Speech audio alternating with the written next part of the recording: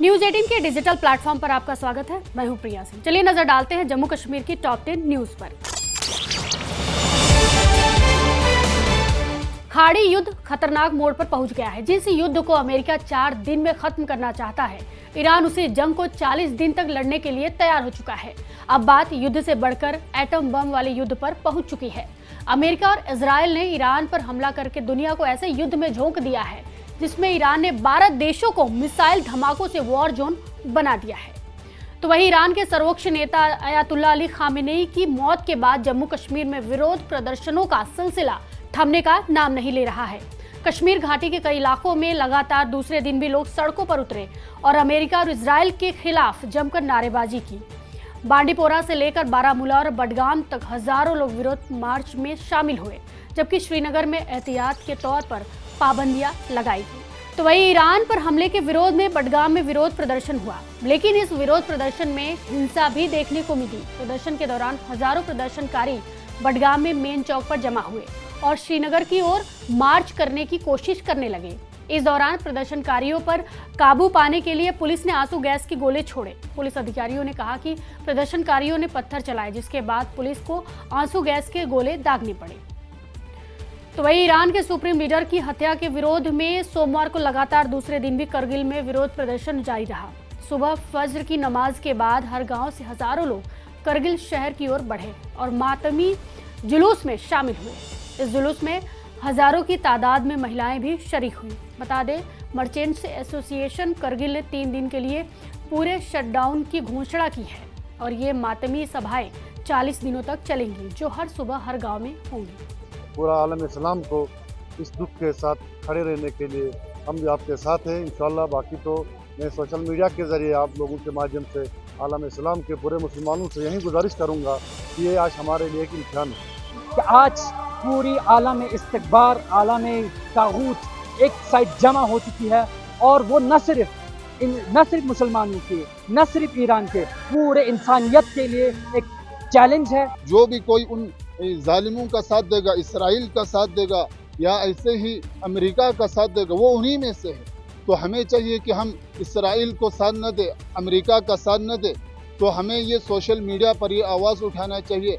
वो खुद लोग कहते हैं कि हम दुनिया के अमन को कायम करते हैं, हालांकि वो सबसे बड़े दहशतगर्द हैं। तो ये शहादत हर किसी को नसीब नहीं होती है। ये तो उनके लिए बहुत बड़ी मुबारकबादी की बात है कि उनकी ज़ात के लिए आयतुल्ला खामेनेई खुद तो शहीद हो गए, लेकिन इससे ईरान की जो मिल्लत है, ईरान की जो कौम है, वो हमें उम्मीद है वो कभी पीछे नहीं हटेंगे। वो हारने वाले नहीं, वो झुकने वाले नहीं है। एनसी के सांसद सैयद आगा रुहुल्लाह मेहदी ने सीएम उमर अब्दुल्लाह पर खुलेआम निशाना साधा है और आरोप लगाया कि वो ईरान में हुई हत्याओं पर चुप है, क्योंकि वह दिल्ली में अपने आकाओं को नाराज करने के लिए तैयार बिल्कुल नहीं है।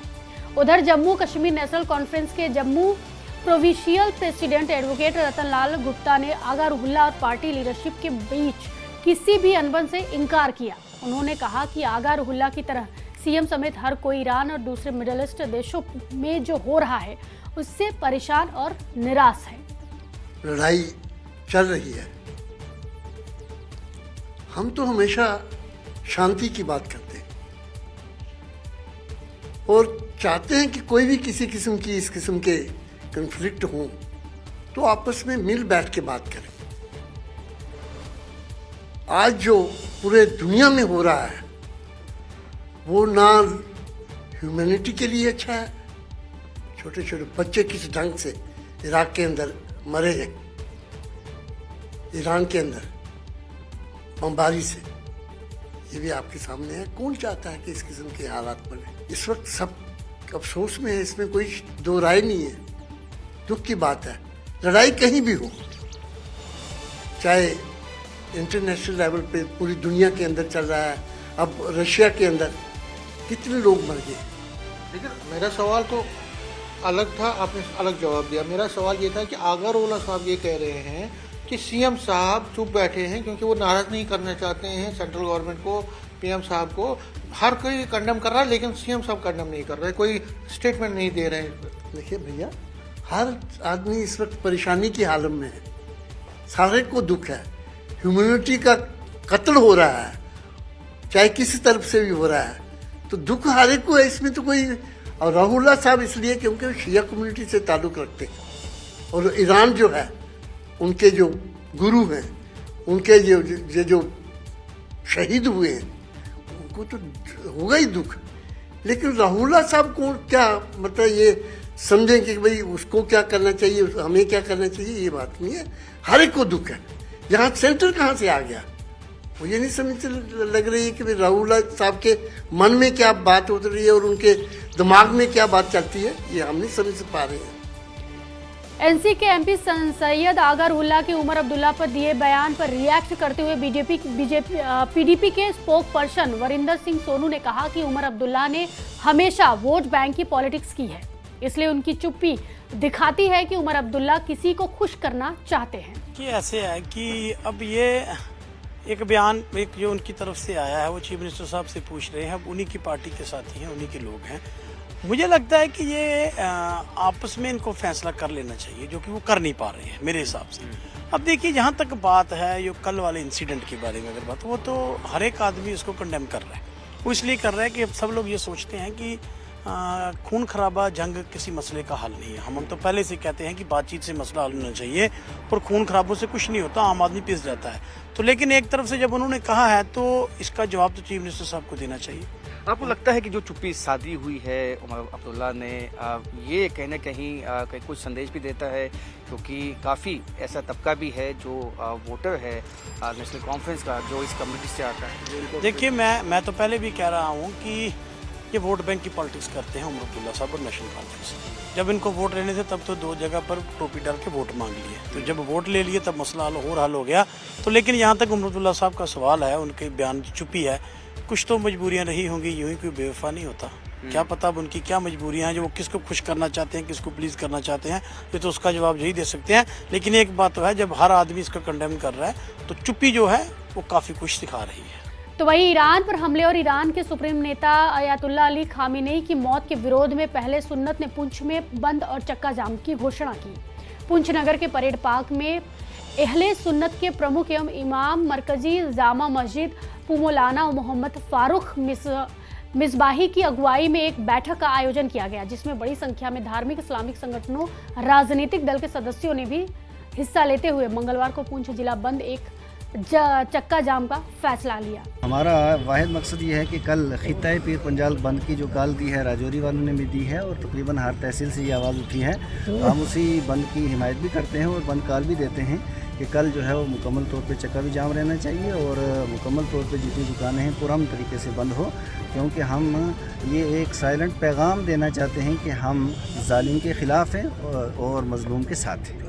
ईरान पर इजराइल और अमेरिका के हमलों और अयातुल्ला अली खामेनेई की हत्या के बीच ईरान में एमबीबीएस कर रहे डोडा और उसके आसपास के इलाकों के स्टूडेंट्स के माता पिता काफ़ी परेशान हैं, क्योंकि ईरान में कई इलाकों में बमबारी जारी है। स्टूडेंट्स ने अपने परिवारों से बातचीत के दौरान इंडियन एम्बेसी से जल्द भारत लाने के लिए तुरंत दखल देने की अपील की है। एक स्टूडेंट्स ने बताया कि उनके घर से सिर्फ 5 किलोमीटर दूर एक बिल्डिंग तबाह हो गई, जिससे उन परिवारों में डर और चिंता और बढ़ गई।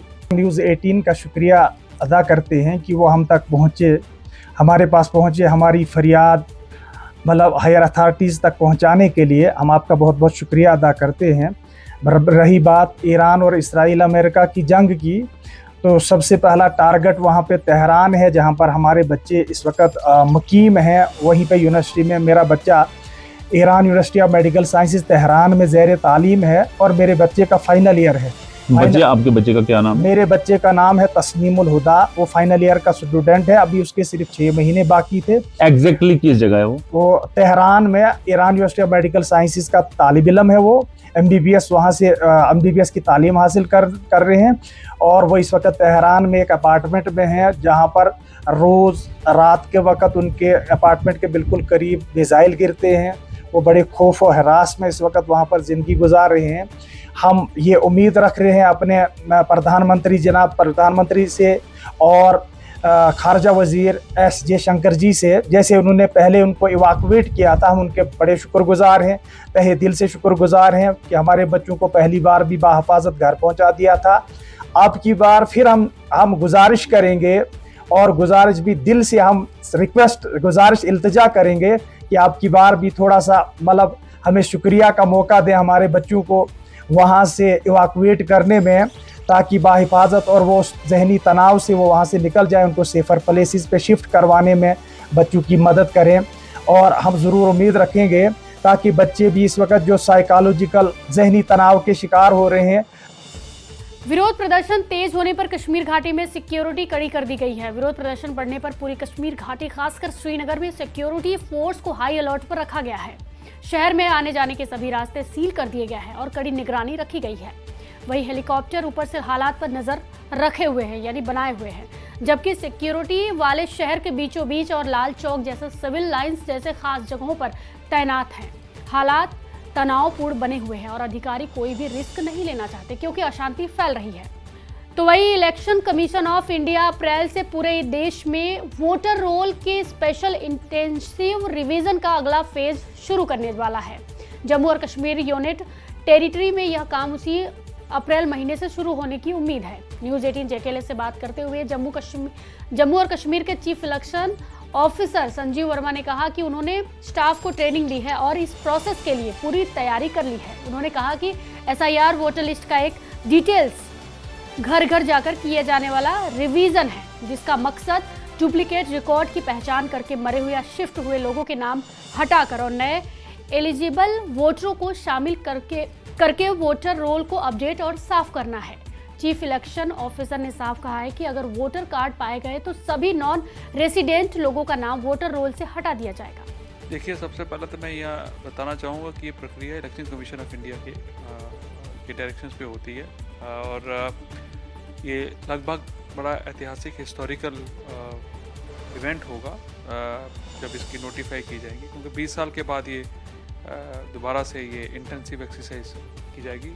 हालांकि हर साल के शुरू में स्पेशल समरी रिवीजन की जाती है और जैसे नाम बताता है इंटेंसिव और समरी, तो इंटेंसिव रिवीजन में डोर टू डोर सर्वे किया जाता है और जो बूथ ऑफिसर्स हैं वो अपने वोटर के साथ राबिता करते हैं, कांटेक्ट करते हैं और इस एक्सरसाइज में इनमरेशन फॉर्म्स हर वोटर के, अगर आपका वोट बना है तो आपको वो डिस्ट्रीब्यूट किए जाएंगे, अगर नहीं बना तो वो अप्लाई करेंगे अपना वोट बनाने के।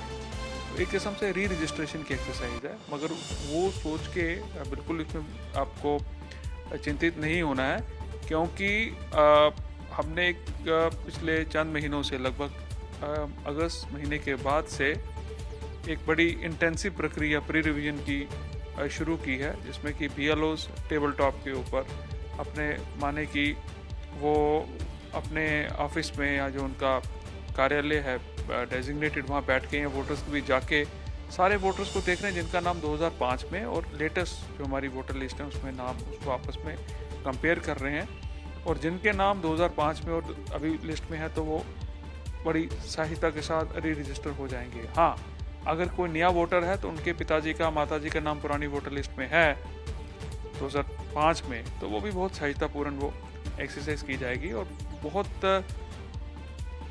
छोटा परसेंटेज है। मैं आपको ये बताना चाहूँगा कुछ जिलों में 90% से ऊपर मैपिंग हो चुकी है, यानी कि वो वोटर्स जिनके नाम 2005 में थे या उनकी आगे की पीढ़ी प्रोजेनी वोटर जिनको बोले, जिनके वोट्स बाद में बने तो या वो बन सकते हैं, उनकी वो एज आयु उन्होंने वो हासिल कर ली है, वो एलिजिबल हो गए हैं, तो 80 से 85% वो हमने मैपिंग कर ली है। जो 15% हैं उनमें भी चिंता आने की कोई मुझे नहीं लगता है कि ऐसा कोई परेशानी रहेगी।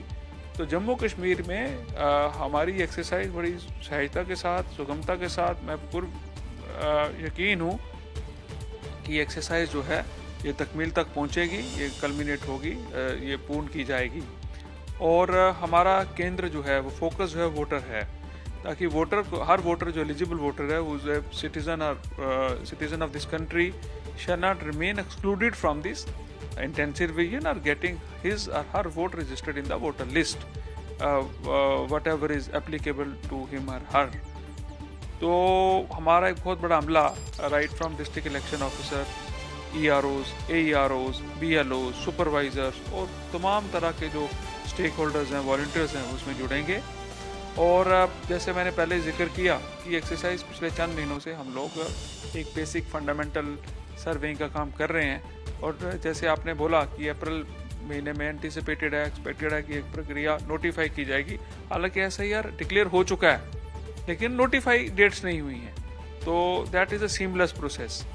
और ये जिस तरह से देश के बाकी हिस्सों में एक्सरसाइज पूर्ण हो चुकी है या अभी वो बहुत सारे राज्यों में, केंद्र शासित प्रदेशों में ये एक्सरसाइज जो है वो इख्तिताम पजीर हो रही है, वो कंप्लीशन की तरफ जा रही है। और बाकी देश के हिस्सों में फेज़ मैनर में, जैसे जम्मू कश्मीर और बाकी यूटीज़ और राज्यों में एक्सरसाइज जो है वो शुरू की जाएगी, नोटिफाई की जाएगी। इस टॉप 10 पर आपकी क्या प्रतिक्रिया है, हमें कमेंट बॉक्स में ज़रूर बताएं और फॉलो कीजिए न्यूज़ 18।